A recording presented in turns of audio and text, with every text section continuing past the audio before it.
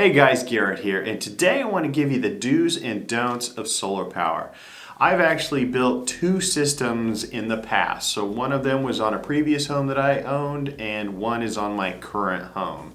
And I learned a lot along the way, and I made a whole lot of mistakes. And I don't want you guys to do the same thing. So make sure you watch this all the way through. These are great points that everyone should know prior to putting in solar. Now, I'm not going to get into batteries or battery banks or the wiring or anything like that associated with it because I've never done it. And honestly, I just don't know enough about it. And in my research, or at least at the time that I was building my system, the technology wasn't quite there to bring the cost down far enough to make it equitable for me. So I just went with a grid tie system. The first thing you should not do is try to build this yourself without ever talking to your permitting agency, your local jurisdiction. You definitely want to get a permit, and you definitely want to talk to that local jurisdiction. You will get in so much trouble if you try to build this around them and then they find out. Either you're going to have to take it down, or you'll end up in court, or you may have done something wrong and you end up shocking someone or killing someone. Absolutely. Get the permit and talk to your local jurisdiction. And there are lots of reasons for this. They have very specific codes and requirements associated with building a solar system. Remember, you're in the power generation business and you want to get this right the first time. When I was building my house, of course, I got the house permit and I assumed that I would be able to actually build a solar system with the house. Well, it turned out that I couldn't do that. They wouldn't let me do that. I had to have a licensed contractor come in and actually put the system in place, as well as a licensed electrician.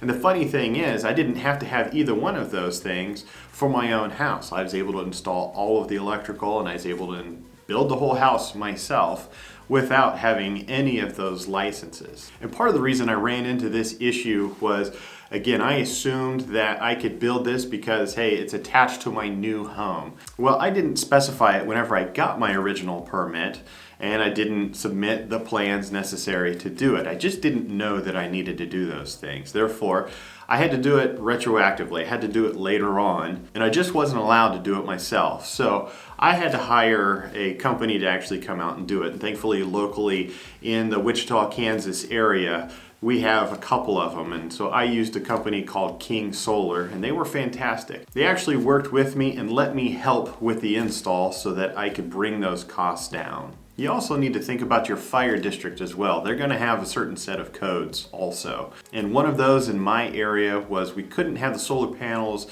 within 4 feet of the side edges of the roof. They had to have at least 4 feet between the edge and the first solar panel. Therefore, I couldn't just fill up my entire roof with solar panels. I had to have a certain margin on each side so that the firemen can access the roof on those sides. They can punch through and they can get to the fires if they need to. I've seen some other folks here on YouTube that put it straight up to the edge. They literally filled their entire thing, and honestly, I don't know how they got away with it, or their local code is just different. And that's the thing. Don't go to YouTube to figure out exactly how to install this stuff. Talk to your local jurisdiction. You will get in a lot of trouble, again, if you do not do this. The second thing is, don't even think about installing solar without talking to your power company. Don't forget about them. They have their own set of rules and they have to review your entire system as well. Your local jurisdiction is going to have inspectors, but so is the power company, and they both have to inspect your system to make sure that it is what it needs to be and what you say it's going to be. On top of that, make sure you figure out how they are going to bill solar producers. Is it a net metering type of thing? Is it monthly? Is it annually? And what does net metering mean to them? In different places, it means different things. So find out how they do it exactly. Let me give you an example. In my area, it is called net metering, but there is no way that I can get down to a zero bill.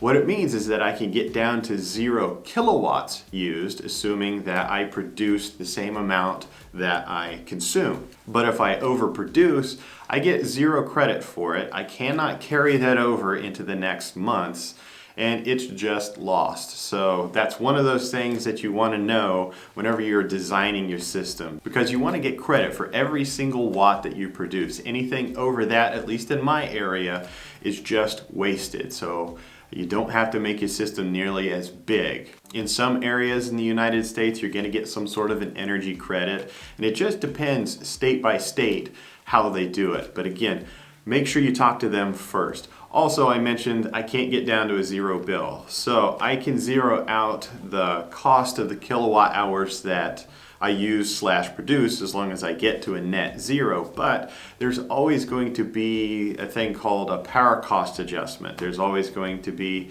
at least where I am, a thing called demand hours. There's also going to be a base customer charge. So for me, the minimum that I can possibly get down to is between $40 and $50 every month. The third point I want to make is don't even think about building a system until you first audited your own electricity usage. You should really bring your electricity usage down before you ever even think about doing solar. If you're able to reduce your energy usage, it means the size of your solar system can be shrunk and it's just not that expensive. However, if you are addicted to your lifestyle, you don't want to make any changes, you're going to need more panels, you're going to have more expense, and it's just going to take longer to pay itself back off. The fourth thing you're going to think about is how you're actually going to mount your solar to either your house or if you're going to do a ground mount. Now, the vast majority of people are going to do a roof-mounted system, so that's what I'm going to talk about.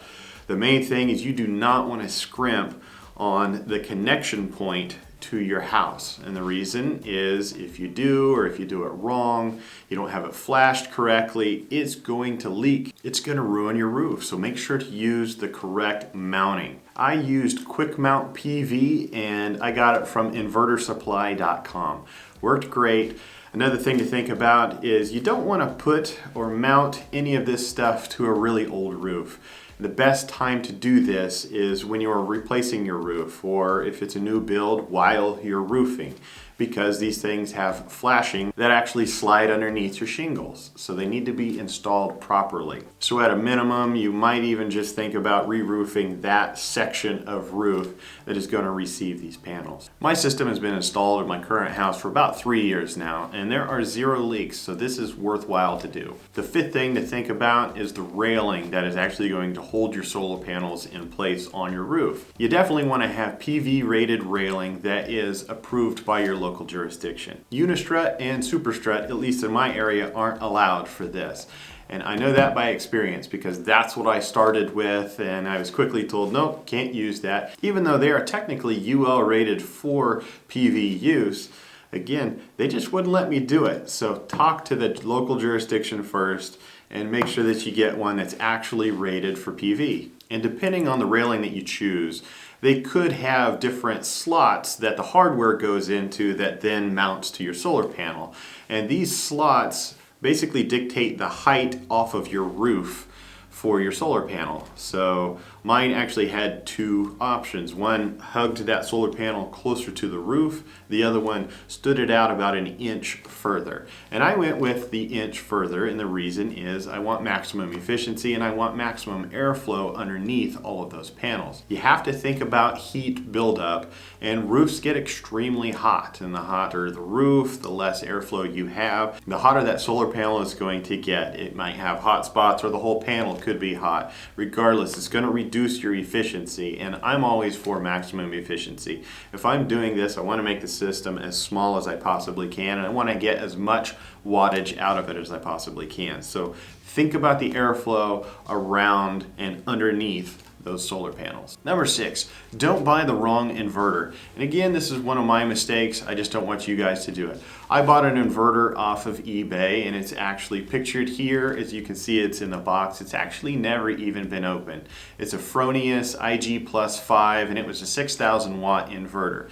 You might think, hey, why didn't you use that? Well, at the time, local code changed, and it stated that I needed to have a rapid shutdown system, and most of the inverters these days come with that, but mine didn't. So I would have had to retrofit it, which was just too darn expensive. The other thing is it needs to have arc fault protection. And of course my unit didn't have that either. So no wonder I got such a great deal off of eBay, because it's a complete piece of garbage at this point, unless the apocalypse happens where the grid goes completely down, and honestly I'm just going to keep it. on the very tiny chance that that happens. So with that said, make sure to smash that like button down below because, hey, we don't need another apocalypse. I went with in-phase microinverters, and hindsight, I should have just done that from the beginning. On the first build that I did with solar in my old house, that's what I used. I should have just used that here. But I was trying to save a buck, and it cost me. So I got the in-phase IQ6 Plus inverters, and they work great.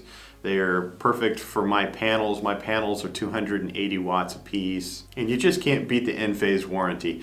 I know you can get just a centralized inverter as well as optimizers, but that's two different things that you have to install. With the in-phase microinverters, all you have to do is install them. It would be the same as installing optimizers in the other type of system, but then you can just wire it back to generally like a combiner box and then right to your panel. So in my eyes, it's very simple, it's very fast, and they just work great. Plus, I don't have to be worried about shading if there's trees near your house or something like that. Each individual panel is going to perform individually of the others. Number 7, don't buy the wrong solar panels. Make sure that they are UL rated for the country that you are living in. If they aren't, they're going to be rejected by your local jurisdiction and you're going to have to start over again. Where I live, we have hail, so we have to have a certain level of impact resistance with these.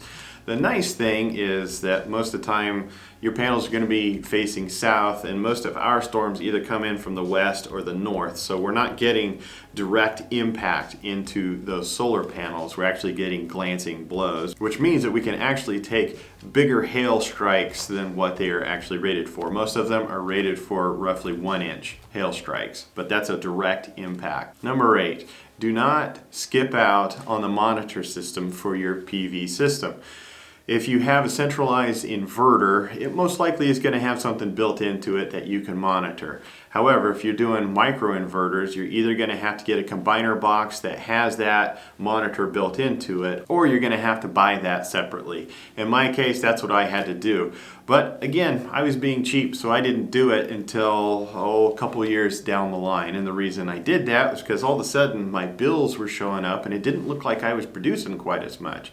Well, it turned out it tripped a breaker, and I didn't know that. And for a month and a half, I was out of any of the production that I could have had because that breaker tripped, and I was too cheap to buy the monitor system. So needless to say, I've bought it, and I'm going to be installing that here pretty soon. But that monitor does a lot of things for you.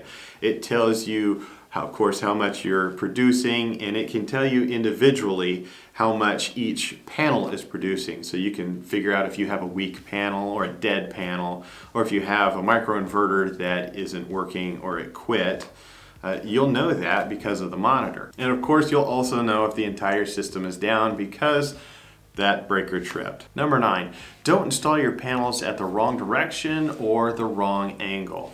And generally speaking, you want them facing dead south. But with that said, you also want to take into mind how your power company bills you. And for example, we have what's called a demand time, which means that our electricity is more expensive during that period of time. And that period of time is between 3 p.m. and 6 p.m. So our power company actually recommends tilting that just a little bit towards the west so that you get more production during that demand time. And then your optimal angle, assuming a roof-mounted system, is going to be whatever your latitude is on the earth. So just figure out where you are, what that latitude is, and especially if you're doing a new build, you can slope your roof to be at that angle. Number 10, don't get those kits that you may see on eBay or Amazon or even Harbor Freight or something like that that plug into an outlet or receptacle. In my opinion, those kits are designed for people that want to go around their local jurisdiction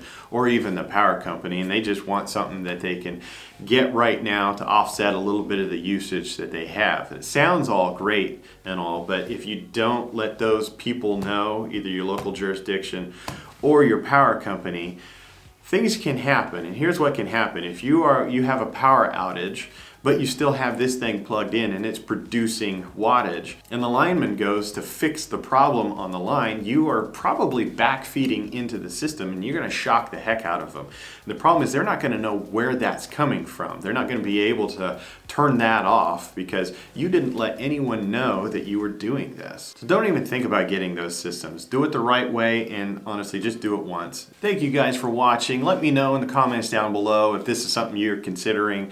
Again, I can't really get into the battery related stuff because I just don't know anything or enough about it to be useful to you guys. But regardless, follow a lot of these steps and you're going to have a really successful system.